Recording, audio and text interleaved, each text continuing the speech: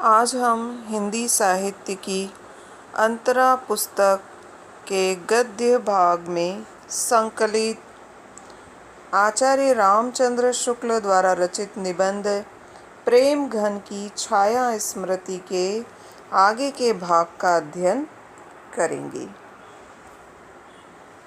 लेखक ने बताया है कि उन्हीं दिनों पंडित केदारनाथ जी पाठक ने एक हिंदी पुस्तकालय खोला। मैं वहाँ से पुस्तक ला कर पढ़ा करता।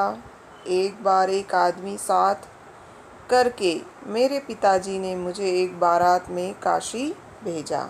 मैं उसी के साथ घूमता फिरता। चौखंबा काशी का एक क्षेत्र है। चौखंबा की ओर जा निकला। वहीं पर एक घर में से केदारनाथ जी पाठक निकलते दिखाई पड़े। पुस्तकालय में वे मुझे प्रायः देखा करते थे। इससे मुझे देखते ही वे वहीं खड़े हो गए। बात ही बात में मालूम हुआ कि जिस मकान में से वे निकले थे वह भारतेंदु जी का था। मैं बड़ी चाह और कौतूहल यानी आश्चर्य की दृष्टि से कुछ देर तक उस मकान की ओर न जाने किन किन भावनाओं में लीन होकर देखता रहा। लेखक को जब यह पता चला कि यह मकान भारतेंदु हरिश्चंद्र का है, जिनसे वे बचपन से ही प्रभावित थे, यह जानकर वे कुछ समय तक तो उस मकान के सामने ही खड़े रहे और न जाने किन किन बातों का विचार करते हुए भावों में खो गए। पाठक जी मेरी यह भावुकता देखकर प्रसन्न हुए और बहुत दूर तक मेरे साथ बातचीत करते हुए गए। पाठक जी कौन? केदारनाथ जी। भारतेंदु जी के मकान के नीचे का यह हृदय परिचय बहुत शीघ्र गहरी मैत्री में परिणित हो गया। 16 वर्ष की परिणित हो जाना ने बदल जाना।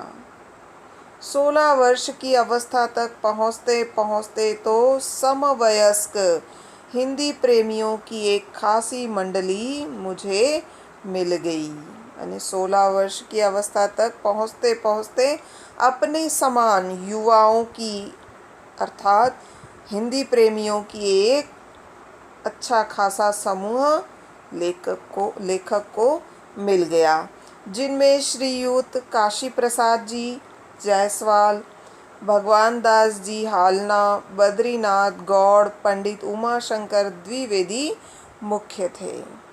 हिंदी के नए पुराने लेखकों की चर्चा बराबर इस मंडली में रहा करती थी। मैं भी जब अपने को एक लेखक मानने लगा था, हम लोगों की बातचीत प्रायः लिखने पढ़ने की हिंदी में हुआ करती थी, जिसमें निसंदेह इत्यादि शब्द आया करते थे। जिस स्थान में मैं रहता था वहाँ अधिकतर वकील, मुख्तारों, कचहरी के अफसरों और अमलों की बस्ती थी। मुख्तारों यानी एजेंट और कचहरी यानी कोर्ट के अफसर यानी अधिकारी और अमलों यानी कर्मचारियों की, सरकारी कर्मचारियों का निवास स्थान था। ऐसे लोगों के उर्दू कानों में हम लोगों की बोली कुछ अनोखी लगती थी। जितने भी शासकीय कर्मचारी थे वे अधिकांश उस समय उर्दू शब्दों का प्रयोग करते थे और लेखक के द्वारा जो शुद्ध हिंदी बोली जाती थी वह उनके लिए अनोखी होती थी। इसी से उन्होंने हम लोगों का नाम निसंदेह लोग रख छोड़ा था। मेरे मोहल्ले में कोई मुसलमान सब जज आ गए थे। एक दिन मेरे पिताजी खड़े खड़े उनके साथ कुछ बातचीत कर रहे थे। इसी बीच मैं उधर जा निकला। पिताजी ने मेरा परिचय देते हुए उनसे कहा कि इन्हें हिंदी का बड़ा शौक है। झट जवाब मिला। चट यानी तुरंत। आपको बताने की ज़रूरत नहीं, मैं तो इनकी सूरत देखते ही इस बात से वाकिफ़ हो गया था। वाकिफ़ यानी पहचान जाना, जान जाना। मेरी सूरत में ऐसी क्या बात थी, यह इस समय नहीं कह सकता। आज से 30 वर्ष पहले की बात है। यानी मुझे देखकर ही पहचान लिया जाता था। इस बात को लेखक अच्छी तरह से नहीं जान पाए थे। चौधरी साहब से तो सबसे अच्छी तरह परिचय हो गया था। अब उनके यहाँ मेरा जाना एक लेखक की हैसियत से होता था। हम लोग उन्हें एक पुरानी चीज़ समझा करते थे इस पुरातत्व की दृष्टि से। पुरातत्व यानी प्राचीन वस्तु। पुरातत्व की दृष्टि में प्रेम और कौतूहल का एक अद्भुत मिश्रण रहता था। कौतूहल यानी जानने की इच्छा या आश्चर्यपूर्वक जानने की इच्छा। यहाँ पर यह कह देना आवश्यक है कि चौधरी साहब एक खास हिंदुस्तानी रईस थे। यहाँ इस बात का वर्णन करना विशेष है कि चौधरी साहब हिंदुस्तानी धनवान थे। बसंत पंचमी, होली इत्यादि अवसरों पर उनके यहाँ खूब नाच रंग और उत्सव हुआ करते थे। उनकी हर एक अदा में रियासत, तबीयतदारी टपकती थी। उनकी हर एक आदत में एक धनवान होने की और शिष्टाचारी दिखाई देती थी। कंधों तक बाल लटके रहते थे। आप इधर से उधर टहल रहे हैं। एक छोटा सा लड़का पान की तश्तरी यानी प्लेट लिए हुए पीछे पीछे लगा हुआ है। बात की काट छाट का क्या कहना। जो बात उनकी मुंह से निकलती थी उसमें एक विलक्षण वक्रता रहती थी। वो जो कुछ भी कहते थे उसमें एक अनोखा टेढ़ापन होता था। उनकी बातचीत का ढंग उनके लेखों के ढंग से एकदम निराला होता था। नौकरों के साथ उनका संवाद सुनने लायक होता था। अगर किसी नौकर के हाथ से कभी कोई गिलास वगैरह गिरा तो उनके मुंह से यही निकला, कारे बचा त नाही। उनके प्रश्नों के पहले क्या साहब अक्सर लगा रहता था। यानी वे शिष्टाचार के धनी थे। वे लोगों को प्रायः बनाया करते थे। इससे उनसे मिलने वाले लोग भी उन्हें बनाने की फिक्र में रहा करते थे। मिर्ज़ापुर में पुरानी परिपाटी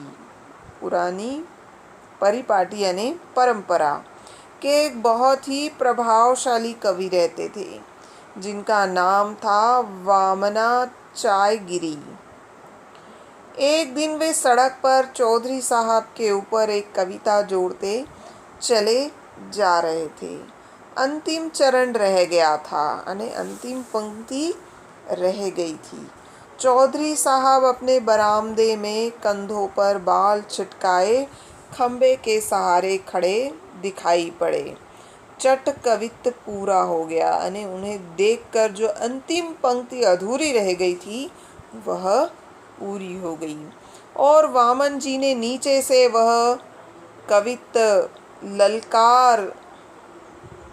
ललकारा जिसका अंतिम अंश था। ललकारा ने चिल्लाकर कहा, जोर से कहा, खंबा टेकी खड़ी जैसे नारी मुगलाने की।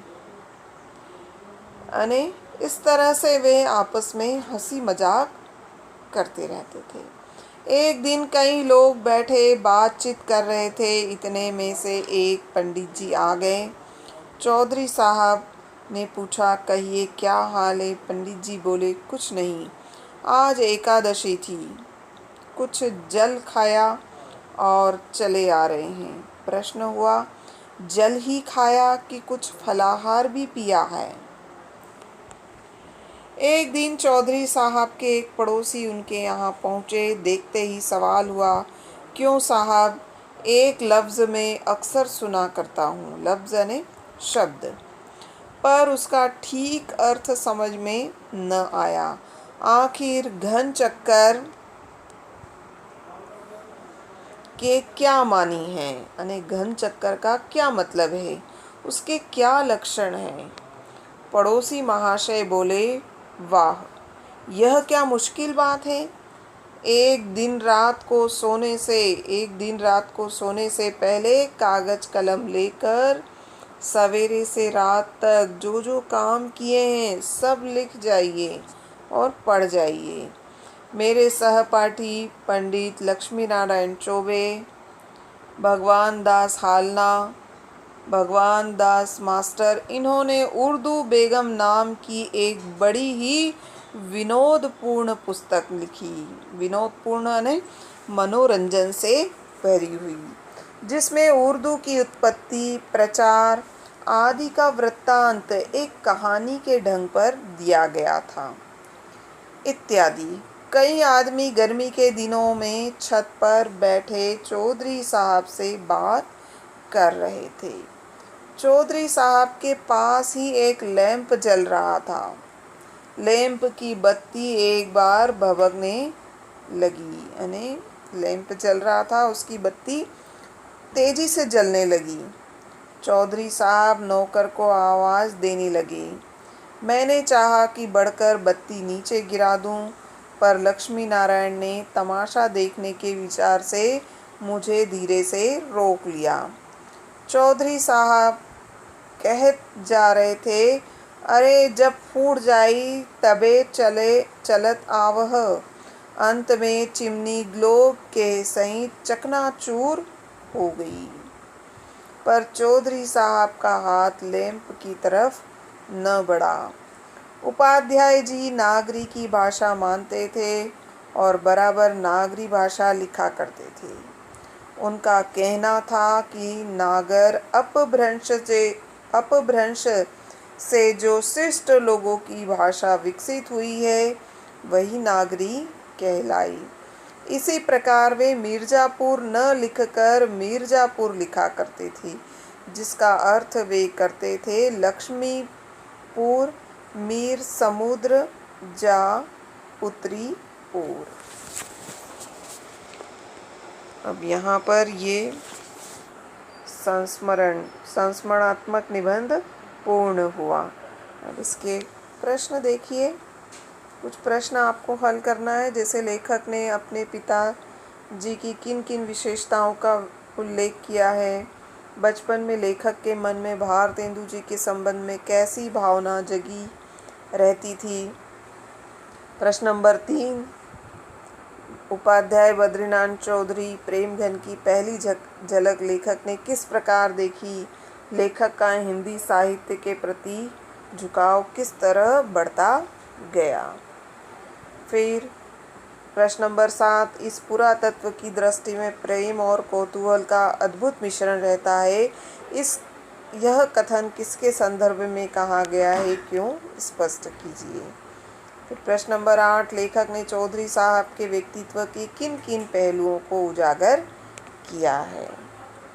फिर प्रश्न नंबर 10, भारतेंदु जी के मकान के नीचे का हृदय परिचय बहुत शीघ्र गहरी मैत्री में परिणित हो गया। कथन का आशय स्पष्ट कीजिए। ठीक है, बहुत बहुत धन्यवाद।